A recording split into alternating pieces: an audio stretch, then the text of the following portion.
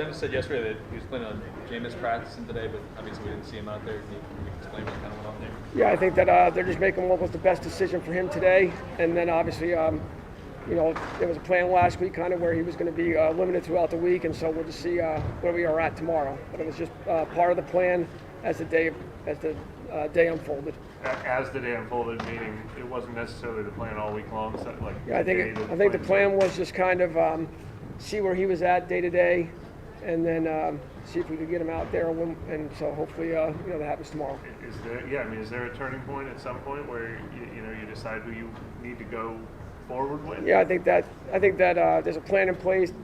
Obviously the head coach and trainers have a plan in place, but that decision will be made, and when it is, I'll let Dennis make those calls. How much confidence do you have with Andy running the offense at Jameis game? Well, absolutely a ton of confidence in him. That's why he's here, and he's smart. He gets in and out of the huddle. He knows he knows what we're doing, what the plan is. A lot of confidence in Andy. Is there a drastic change, do you think, in terms of having Andy in there running the offense, just in terms of just how operation goes and everything else? Well, I think as we're putting the plan together, I think that every week we meet at the end of the week when the plan's done and just kind of see what are they comfortable with, and so if there's certain plays that one's more comfortable with than the others, then we'll go with that.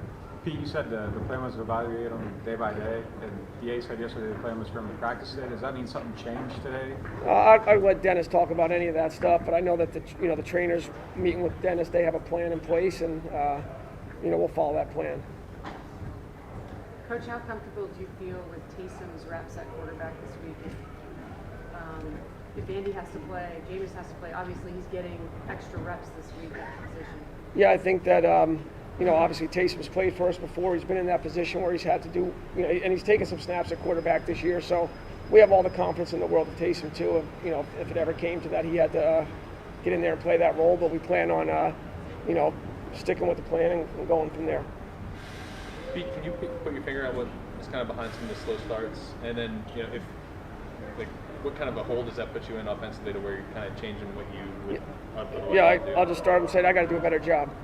I know, last week we felt we had a couple good drives that stalled out with some penalties, and again, we're turning the ball over too much, and we're not converting on third down as well as we should be.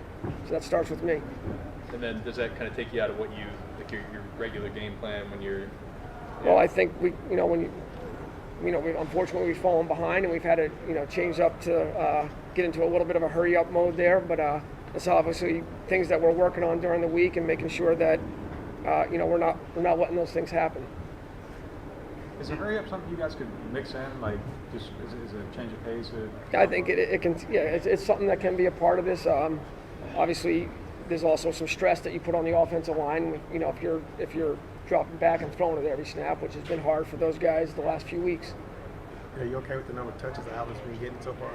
Well, I would say this. I think that if we can extend some more drives, I think he'd have more carries, and so I think that no, I wish he had more opportunities. I think that comes with converting third downs and having more opportunities to call some more run plays.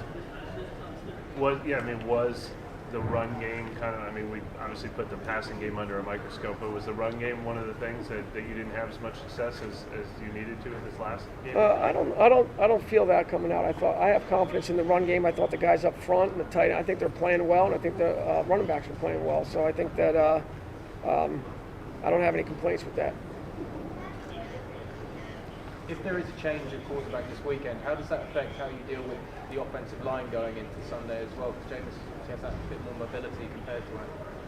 I would say that we're comfortable with who's back there. I don't think there's necessarily any change of plan. Again, it'll just be as the plan finishes up tonight, kind of thinking, okay, if this guy's playing, what's he most comfortable with in the plan?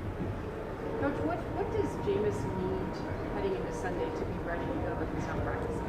Well, I think as part of the plan, he's in the meetings, he's getting the mental reps, and so I think that it was a little similar last week, except he was able to get out today as opposed to what it is this week. But I think that he's preparing, he's in the meeting rooms and watching the film and all the communication that's going to happen, he's a part of.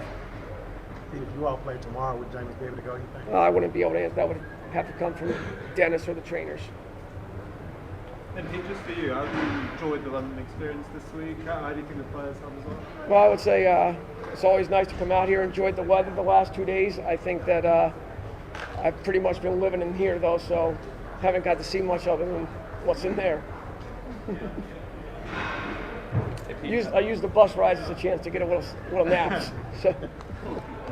Olave was named the rookie of the month. It just you kind of think of his first couple of weeks as a pro and kind of stepping up into a big spot for you. Yeah, I think that he's been a playmaker for us, and when you look back, it's there's also been some missed opportunities for him. So obviously, we felt great when we drafted him about the player that he was, and I think he's meeting those expectations.